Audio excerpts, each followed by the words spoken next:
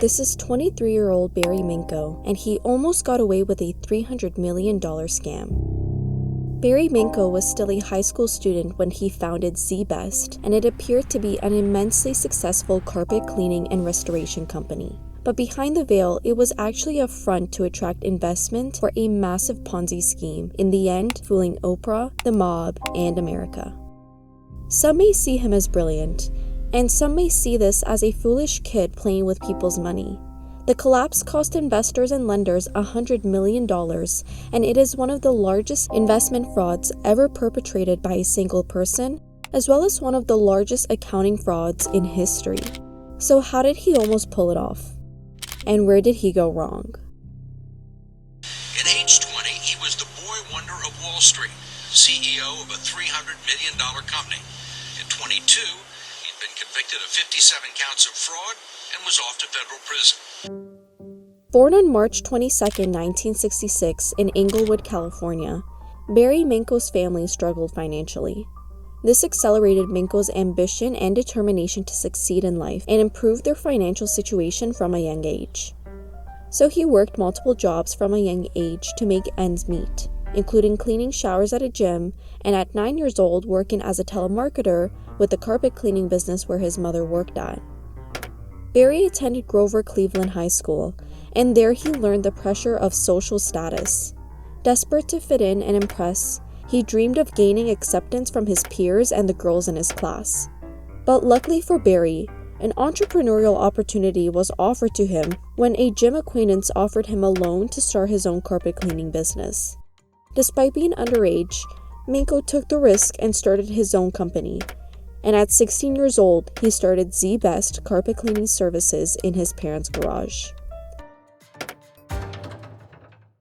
He employed 3 people and worked out of a total of 4 phones and was forced to rely on the kindness of his friends to provide rides to his carpet cleaning services. However, he faced challenges like hiring staff cleaners and dealing with dishonest employees, and he also struggled with cash flow. The company initially struggled for survival, and Barry's financial desperation leads him to commit various forms of fraud. One day, he looked at his bank account statement, which showed that he had more money than he thought he had based on his own records. Minkow soon realized it was because some checks he had written had not been cashed by customers, so they didn't yet show up on the bank statement. Minkow realizes the opportunity in front of him and started to kite checks between 2 or more banks. Minkow also began stealing money from relatives and staging burglaries in order to collect on insurance. But his desperation had Minkow even going as far as to accept loans from Jack M. Cadden Jr., who was a mobster and a loan shark who had offices in the same building as ZBest. Minkow knows that this cannot keep up, so he decides to add something to the business. He decides to branch into insurance restoration, in which he would file for an insurance claim for restoration of a business from flood, fire, or other damages. I got myself in debt and began to perpetrate a restoration fraud. A fraud that would say that I'm making more money than I'm really making, and I need to borrow more money than I really would need to borrow if my company were legitimate. So I needed what we call a built-in excuse. Why are you always short of money? I got these restoration jobs.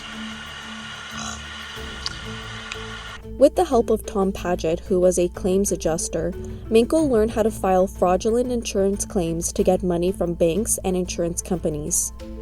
Tom Paget was a genius at creating a paper trail of business that didn't exist.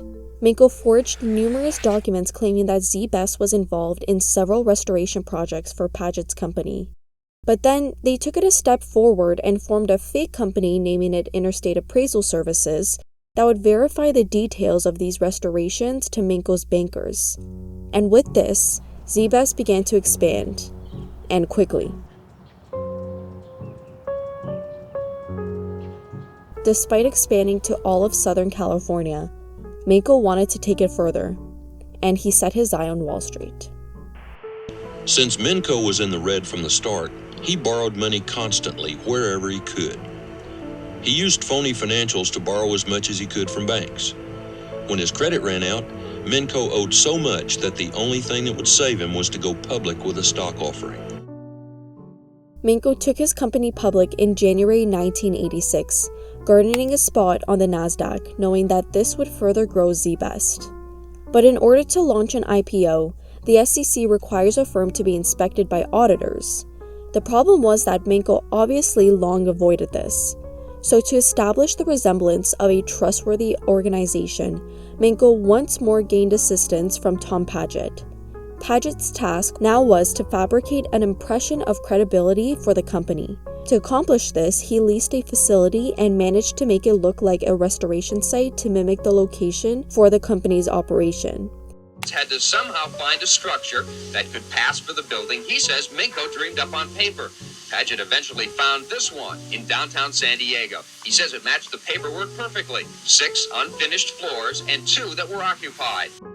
However, the accountant who audited ZBest did not even visit the insurance restoration sites. Had he done so, he would have discovered that they were just mailboxes located throughout the San Fernando Valley. The auditors, without knowing it, set fuel to the fire and cleared the way for an even bigger problem now. In December of 1986, ZBest went public and was valued at more than $300 million. Minkow retained a 53% controlling interest in ZBest, making him an instant millionaire on paper.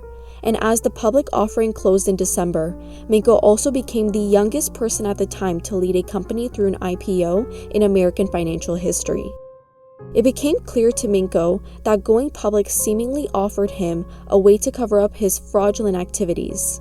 At the time, he had to retain his personal shares for 2 years, so he planned to sell 1 million shares then to give him enough money to pay everyone off and go completely legitimate. But without knowing it, it was all unraveling. ZBest's CFO, Charles Arrington, was then accused of running up $91,000 in fraudulent charges against customers of his florist business.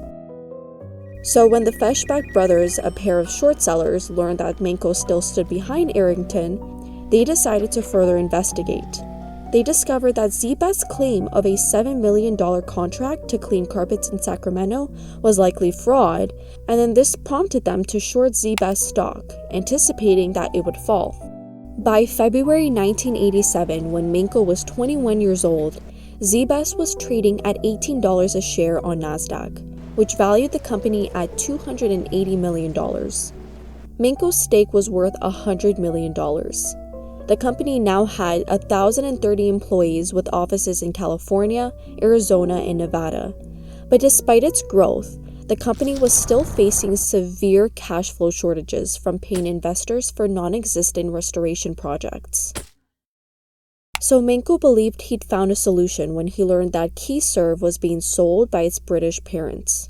KeyServe was the authorized carpet cleaner for Sears. Thinking that this would make all his problems go away, Minkow begins merger discussions with KeyServe. The two companies agreed to a $25 million deal in which ZBest would be the surviving company. The merger would have made ZBest Sears' authorized carpet cleaner and would have also made Minkow the president and chairman of the board of the largest independent carpet cleaning company in the US. So feeling like he was on a roll, after the KeyServe deal was announced, Minkow begins planning to raise $700 to $800 million to buy ServiceMaster in a hostile takeover and expand to the United Kingdom. But Minkow's downfall came just before the KeyServe merger was set to close. His undoing would be thanks to the credit card fraud that kept ZBest afloat in the first place. Minkow had blamed the fraudulent charges on contractors and other employees and paid back most of his victims. However, he had not paid back a homemaker who had been overcharged a few $100s. Minkow ignored her request to pay her back, so she tracks down several other people who had been defrauded by Minkow and then gives a list of her findings to the Los Angeles Times.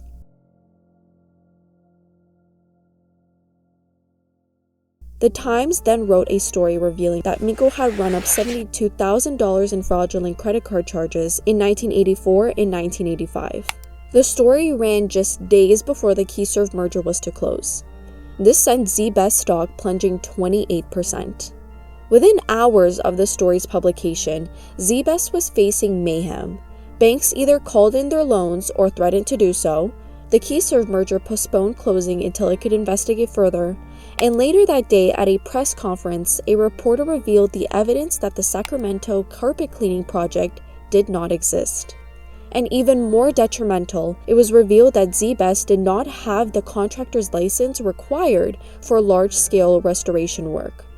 So to calm nervous investors, Minkow tries issuing a press release to commend record profits and revenues.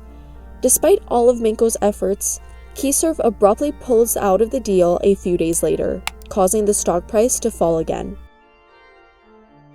On July 2nd, Minkow abruptly resigned from ZZZZ. By this time, his company's stock has fallen to $3.50 a share, an 81% drop from its high in February. 6 days prior, an independent law firm the company had retained to investigate the allegations asked the addresses for all of the company's restoration jobs. Minkow knew that those projects did not exist, and instead decided to resign. 4 days later, the board sued Minkow, alleging that he had tried to clear up $23 million in the company's funds. ZZZZ claimed that its assets had been drained to the point that it was forced to go into bankruptcy. And 2 days later, the Los Angeles Police Department raided ZZZ's headquarters and Minkow's home and found evidence that the company was also being used to launder drug profits for organized crime. Minkow and 10 other ZZZZ insiders were indicted by a federal grand jury in January of 1988 on 54 counts of racketeering, securities fraud, money laundering, embezzlement, mail fraud, tax evasion, and bank fraud. On December 14, he was found guilty on all charges, and on March 27, 1989, he was sentenced to 25 years in prison. If you thought the story ends there, you're wrong. After his early release from prison in 1995, Minkow went to work as a pastor, but he soon fell back into his old habits, and Barry Minkow found himself in trouble with the law in 2011 on conspiracy to commit securities fraud. And in 2014, he once again landed himself back in prison, being sentenced to 5 years for conspiracy to commit bank fraud, wire fraud, mail fraud, and to defraud the United States. What we can learn from this is the consequences in the lives of people that can result from unethical behavior, the importance of accountability, transparency, and the need for ethical decision-making in both personal and professional endeavors.